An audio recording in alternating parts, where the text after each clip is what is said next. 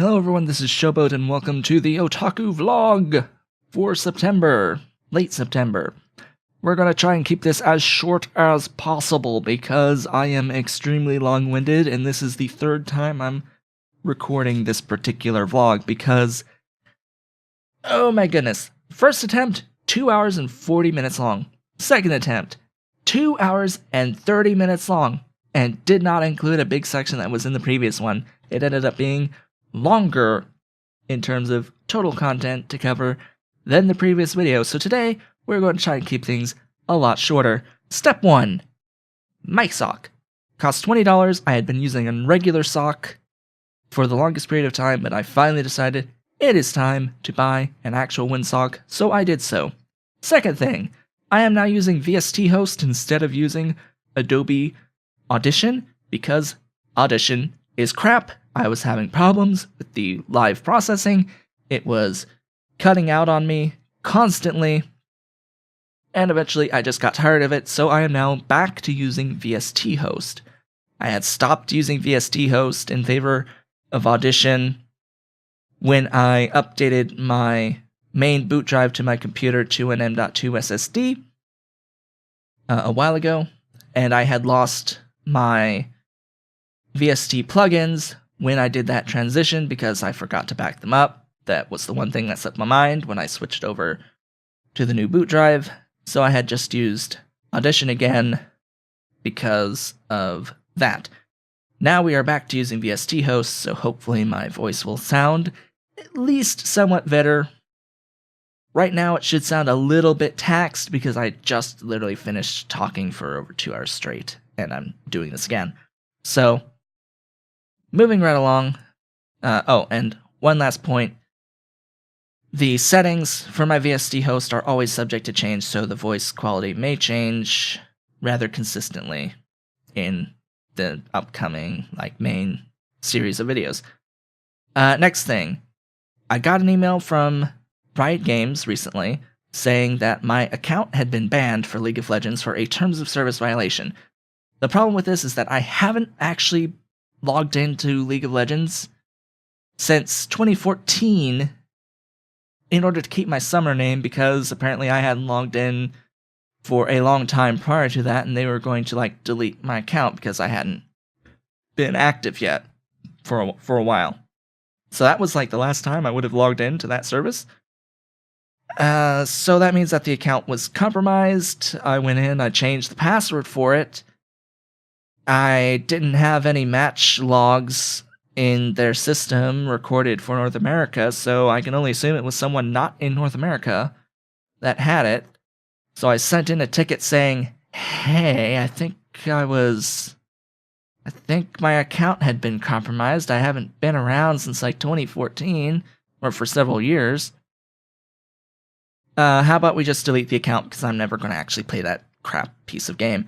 Nor am I going to play any MOBA for that matter. So I don't like games where movement and using of skills is based off of clicking, like spamming clicking. I don't like that. It physically hurts my hands to do that. I don't like those type of games. Just like I don't like the Diablo type of games, those types of RPGs. I just don't like anything where you click to move. I hate it with a passion. So I put in the request saying, hey, delete the account. I don't care about it. I don't want it to be another source of an account to be hacked in the future. So there is that. That prompted me to change a lot of other passwords. I've found old accounts that weren't in use anymore that I've decided to get rid of or keep in one instance. So I found a Twitter account that is apparently the first Twitter account I ever owned that I forgot existed, that I made in high school. And apparently someone else had access to that account because I set it to delete, and then a few days later in the middle of the night, I got an email that, and I was up when this happened. I got an email saying that the account was reactivated because it takes 30 days to fully delete an account. It was reactivated and someone from Indiana had logged into it as a suspicious access. So it was like, okay. I go in, I change the password, and I immediately set it to delete again. So 30 days. Great. Let's hope it doesn't get accessed again, because that would mean terrible things. It prompted me to change like the master password to my LastPass and stuff like that. Which there's still passwords that need to be changed through LastPass. I changed a whole bunch, but I still need to change more. Anyway, moving right along. I have changed my room layout. I have moved things around a few weeks ago, about 2 or 3 weeks ago, something like that. I forget exactly when. It was early September. Changed things around. My bed is now sitting behind me rather than to my side.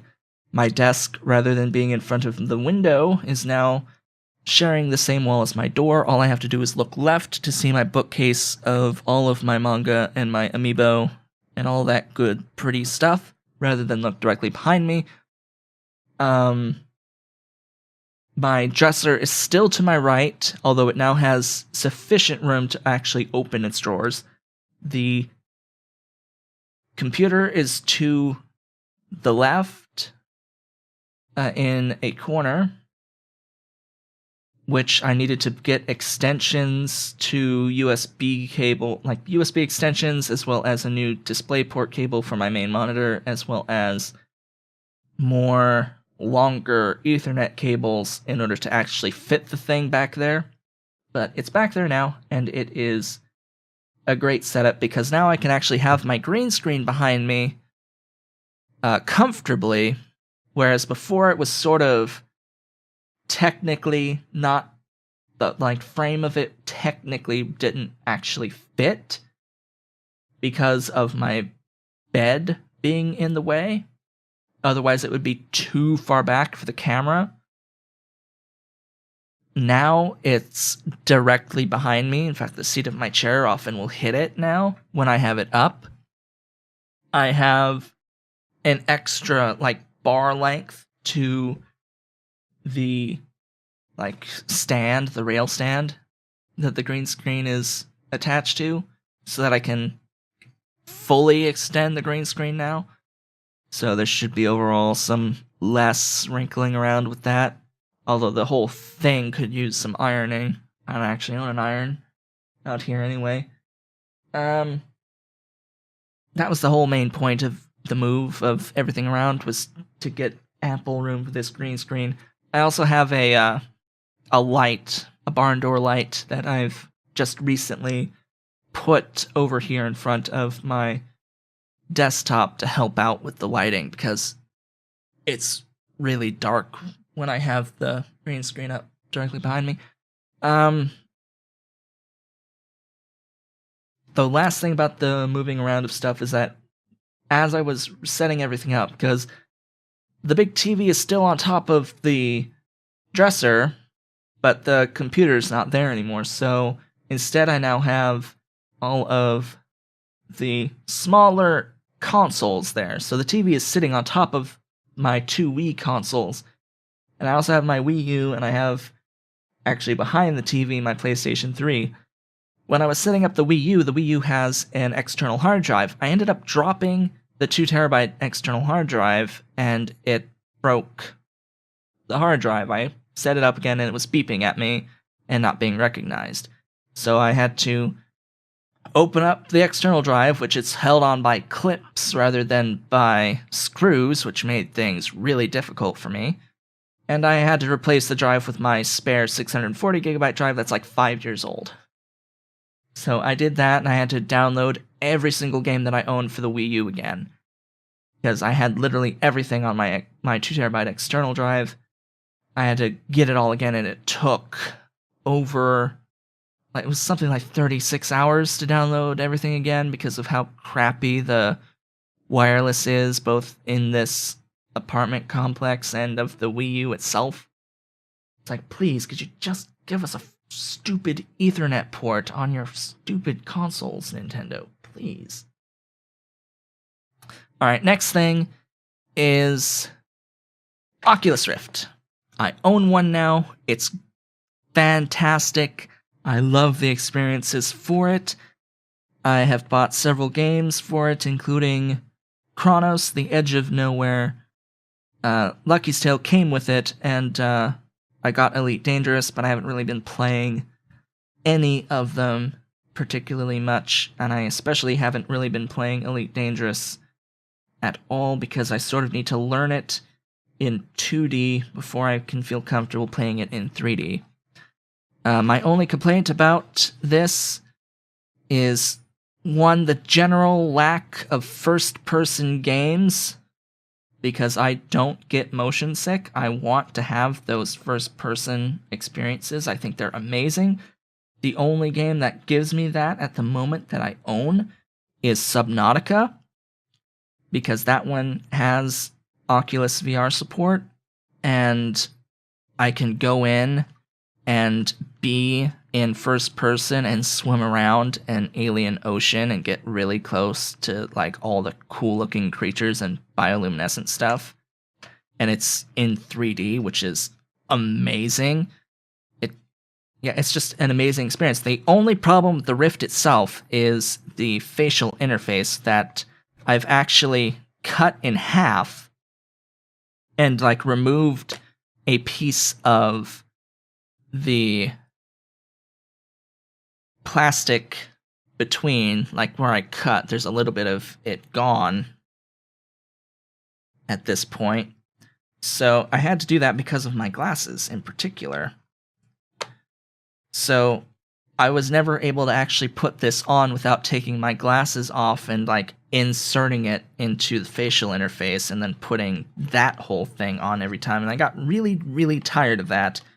Plus I got really, really tired of it smashing my glasses into my face all of the time. So now the way I do it is I take the bottom piece off. I'm able to put the Oculus on without taking my glasses off because of that. And then I sort of shove the bottom section in when it's on my face to give a bit of extra support and to like close off the bottom. And that works for me for the most part. Having the like extra gap here helps with the sides of the glasses. It's still not quite enough though, because it still wants to push my glasses into my face. So I'm, as early as I can, I'm going to get a new facial interface made by some third party that better supports glasses. Because my god, the one it comes with is terrible. Alright, moving on. That was what I had to say about the Oculus.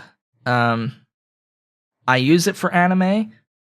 It's great for anime, but not if you're going to be sitting and watching like the whole of a season of anime, not all at once. Because it gets really hot and you have to like take it off every so often. So that's what I have to say about the Oculus. I will talk a bit about my games, and then I have one last topic to talk about that's not really related to anything else. So, games I've been playing since the last vlog. I played Doom. I thought it was great. I really enjoyed it for its single-player experience. And once I beat it, I was done with it. It was a nice overall experience. Stories Path of Destinies. A great experience that I thought was a bit too easy overall in terms of predicting the paths you needed to take in order to learn the truths that you needed to then eventually beat the game. I beat it in the minimal number of paths that you needed to take in order to beat the game.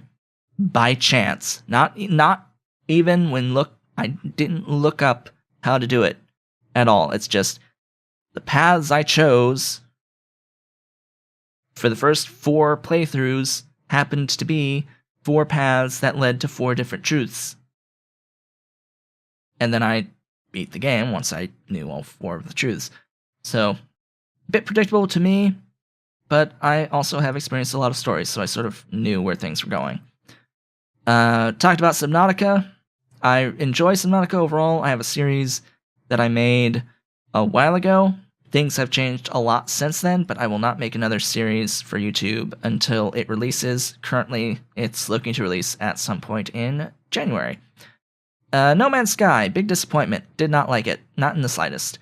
Had to cheat to get to the center because the game did not let me get the Tau warp drive. The blueprint said it was already acquired when it wasn't. That is a glitch that has since been fixed, but it sure as hell did not help me at the time. So, yeah, I cheated to get my way to the center, just to say that I have experience to the center, even though I did spoil myself beforehand. So, yeah, it's a big disappointment. Didn't really like No Man's Sky. Put over 40 hours in it. Less than 2 of them were actual quality experience, so, yeah.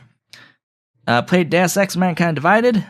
I really enjoyed it overall, loved the mechanics, liked the story for the most part. Played it non-lethal, did all the side missions non-lethal. Apparently I set off a couple of alarms because I I hacked robots to kill for me, which don't actually count towards the non-lethal achievement, so I was like, yes, I'll do this. Indirect kills are great. And yeah, overall I enjoyed it. Don't feel like going back to it quite yet to do the no alarm run, but I will eventually do the no alarm run. Might do it lethal, just to say I did a lethal run as well. Project High Rise, not enough depth to it. It doesn't feel like my decisions necessarily matter to the state of the high-rise that you're building. It feels more like I'm placing down very specific types of buildings so that I can then place down better versions of specific buildings. That's all it really is, and yeah, it's not that deep or complex. And then Batman Arkham Knight. It was on sale with its season pass for like $16 or something like that. So I decided to buy it and give it a shot. When it first released on PC, it had a lot of problems with it. A lot of it has been patched. It's actually a pretty good game now in terms of its stability.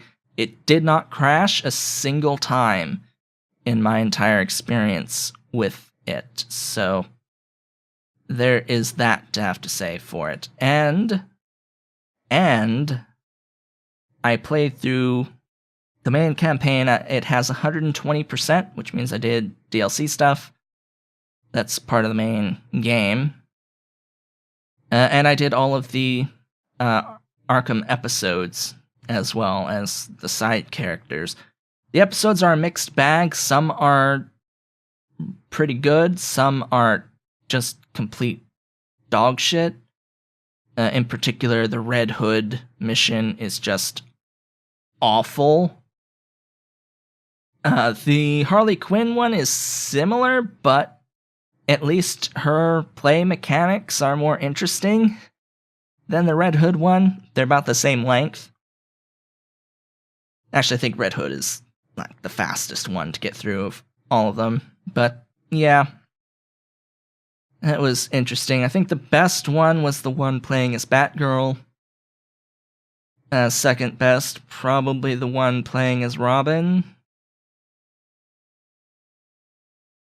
Actually, that one might be tied with the one played as Nightwing, to be honest.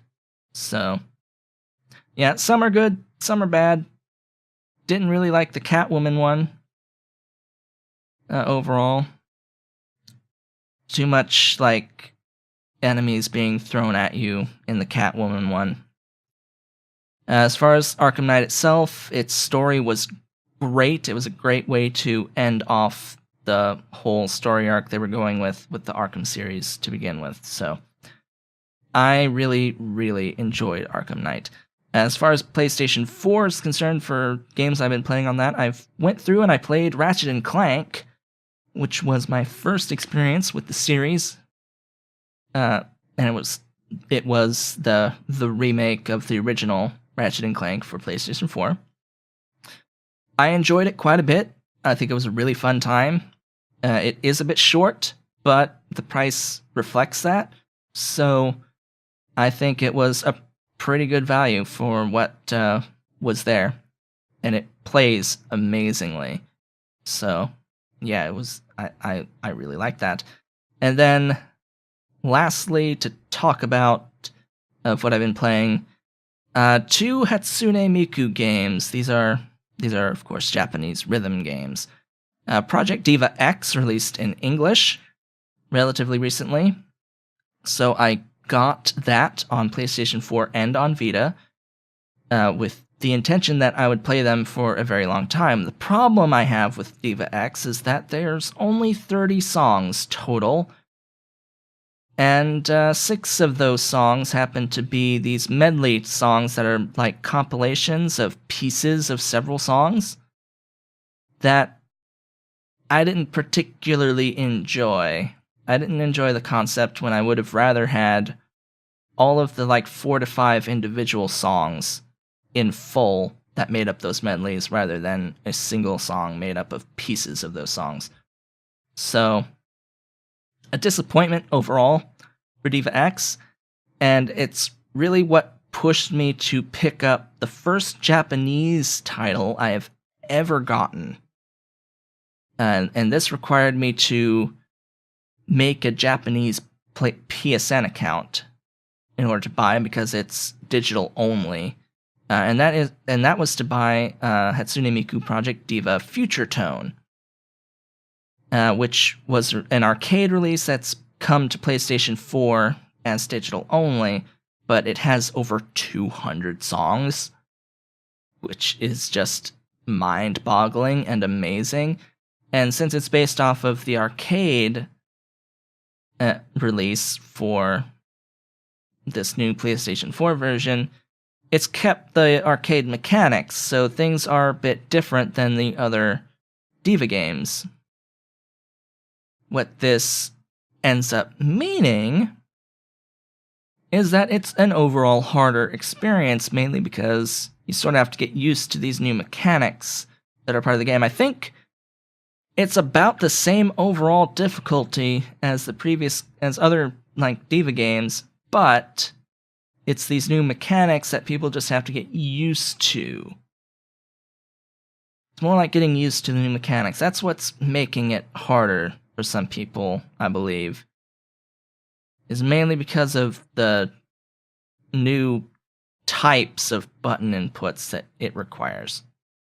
But overall, I have enjoyed it so far. I sort of just got it yesterday, so I haven't really played a lot of it.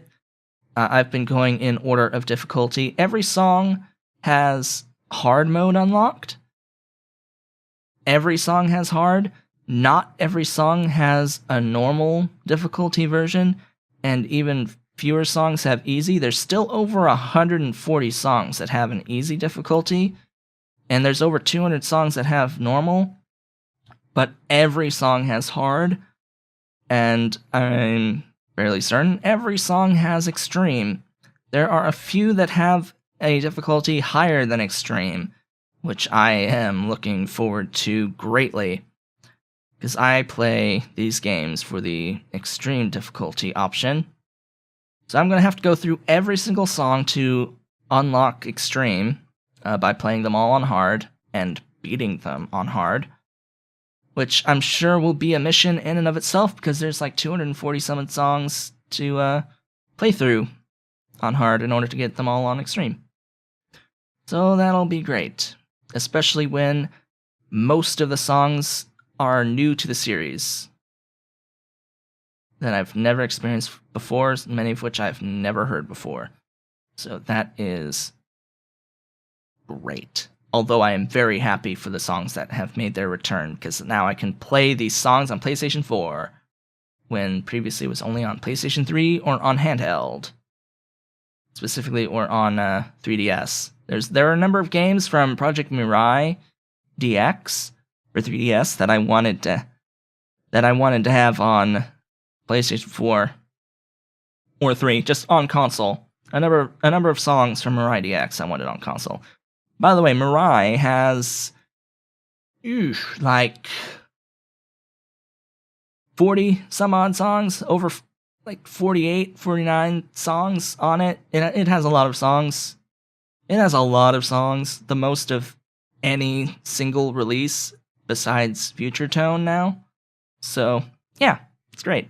I had to make a Japanese PSN account and buy a prepaid PSN card for it of like 10,000 yen, which is over like $100 now. So just to buy Future Tone, which was like essentially the equivalent of $84, $85, something like that. Yeah, it's a lot. It's a lot. Plus, there's a season pass that I'm considering getting as well, which is like another 40. But I can use the spare points for most of that. So it'll be an interesting time. I'm really looking forward to continuing to play Future Tone. Alright, so games that I purchased that I haven't gotten to yet include the PlayStation 4 Uncharted Nathan Drake Collection, as well as Uncharted 4. For PlayStation 3, Tales of Grace's F, Tales of Xillia 2, Okami HD. Again, these are just games I have bought that I intend to play at some point that I haven't gotten to yet. For 3DS, I picked up Pokemon Red, Blue, and Yellow as the digital versions. For the Wii U, I picked up the releases from Wii of Xenoblade Chronicles, Super Mario Galaxy, and The Legend of Zelda Skyward Sword. Xbox One, I picked up Recore, which I will only get to after finishing the most recent Tomb Raider game. For PC, I picked up most recently BioShock Infinite that I need to get to because it was on sale with the release of the remasters of BioShock 1 and 2, both of which I had already owned, so I got the remasters for free. I picked up Dragon's Dogma Dark Arisen for PC, another RPG that I really want to play that I haven't had the time to get into yet. I've already really talked about the Oculus stuff, so I'll skip those. Tempest came out of early access, so I decided to pick that up. It's a pretty interesting little sailing game. Like pirate-type sailing game. Picked up the Fallout 4 Season Pass. I'll give my thoughts on that once I can get around to completing the Season Pass content. I'm working on it. And I picked up Tales of Symphonia for PC. I don't know why. I just did. It was part of the Steam Summer Sale. So I picked up Doom, Tales of Symphonia, Stories Path of Destinies, and I think Subnautica too, all at the same time from the Steam Summer Sale. There are very few titles. You'd think normally I would pick up like 10 to 15 titles from a summer sale, but no. I didn't because I already owned the vast majority of the games that I would get from a summer sale, so yeah, that was that. Alright, so that covers the games. If you want to tune out now, that's fine, because the last thing we want to talk about isn't really related to much else in regards to my channel or any of that. Because the last thing I'll talk about is that my mother has bought, or is in the current process of buying, a house. It's the first house she's ever bought. I'm very happy, because I'm going to sort of be living there with her once I finish graduating with a master's degree here. The new house is pretty much fully renovated. Not quite done yet with the renovations, but it's renovated. Has 4 bedrooms, 2.5 bathrooms, central air, new appliances. It's great. It's got a really big fridge. It's got a dishwasher, which is amazing, and a garbage disposal, which is also amazing. And it'll have a microwave that'll be amazing. Not in there yet, but it's part of the listing and part of the contract that the microwave will be there. Oh gosh, the existence of central air is amazing. Not quite finished yet, but it exists and it's great. More than one bathroom is amazing. It's just great overall. Compared to the current house that's like 906 square feet, that's 3 bedrooms, 1 bathroom, without central air, with like heating being provided by this big floor furnace that's really bad, and an air conditioner that's just a window air conditioner in the living room, and lots of problems with the house as well. And she's paying $1,000 a month for it. It's like, you should have been gone many years ago from that current location. So this is great. This is great. I was involved in trying to pick out a location for her to buy. So unfortunately, as much work as I put in over like 3 weeks of looking at houses, this ends up being a house that I never saw because there was only one picture of the exterior, and I was only looking at houses that had pictures of the interior when sending her information for houses to look at. But no, she went out and she viewed this house. I got an appointment for a viewing of the house, and she saw it and she really liked it. It has beautiful, like, black hardwood cabinets. They are beautiful. The kitchen is just amazing. The house used to be 3 bedrooms. One of the bedrooms was added to essentially replace the garage. It took the space that was the garage and made a bedroom out of it, or just a room, I should say, out of it with a closet. And a part of the space that used to be the garage still exists as like a storage room, I should say, that you would access from a doorway in that 3rd bedroom and from the garage door that still exists, but the garage door doesn't open all the way. The inspector was like, yeah, the door doesn't open all the way. Maybe you should replace it with French doors. That's not gonna actually happen. Yeah, she's already done the home inspection for it, so the process is moving along now that she is under contract for the house. She was the only one there for the inspection as the buyer, so the seller wasn't there, which I found to be interesting, but regardless, at least she was there for the inspection, and it went pretty well. There were only a few things that weren't already part of the contract that needed to be fixed in addition, so she's had those things added by her realtor. So they've sent it to the seller's realtor, in which they have like 5 days to respond or something like that.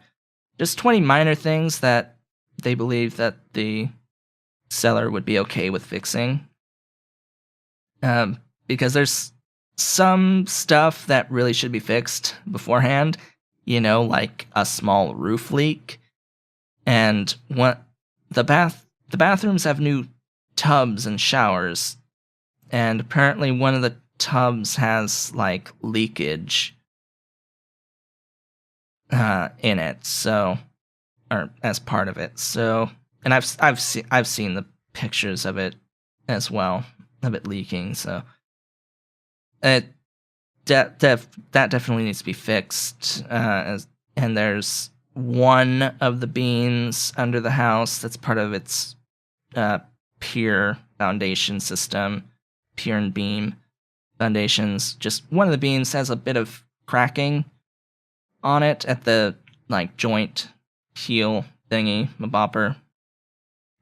Basically where the end of the beam is sitting on one of the piers, there is a bit of wear, like some splitting and such at that point. Maybe there's too much weight, I don't know, or maybe it's just old.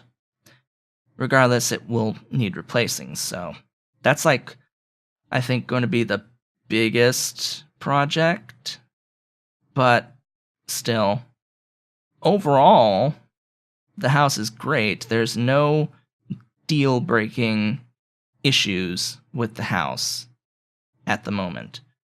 The water heater needs to be hooked up. They already have said that, like, the HVAC system needs to be completed, which includes the actual heat pumps for it. So that'll be interesting. And, like, one of the outlets needs to be moved. In the laundry room, which has actually been converted into a half bath, because there was no bathroom on that floor of the house. You would have to go upstairs to go to the bathroom with the current 2 existing bathrooms. So this half bath is in the laundry room. So it's essentially a laundry room / half bathroom now. The problem is that the toilet and the electrical outlet for the dryer are a bit too close to each other. So the inspector was like, this outlet needs to be moved away from the toilet.